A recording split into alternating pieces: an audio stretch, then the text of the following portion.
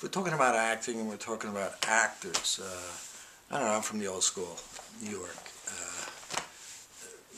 I just think the training that's from New York was just a little more demanding, a little more,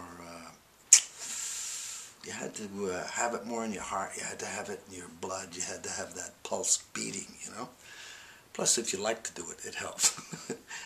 Actually loving it. Or I was talking to you earlier about what, if you could cry in acting, if you could finally get up to do a scene where you're actually crying, but you made it, you know. But of course you didn't. You only had to believe that you made it.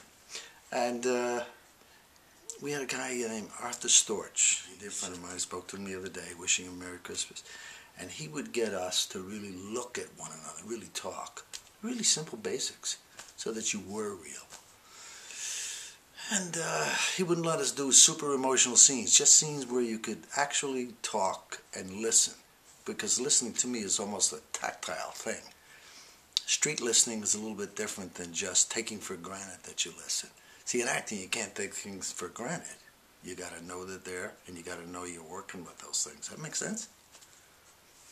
Anyway, there's an acting lesson right there. You gotta not take it for granted and know that you're doing that. You gotta know you're listening when you're listening, and you gotta know you're talking when you're talking, and strong interest. You gotta have strong interest in what you're doing.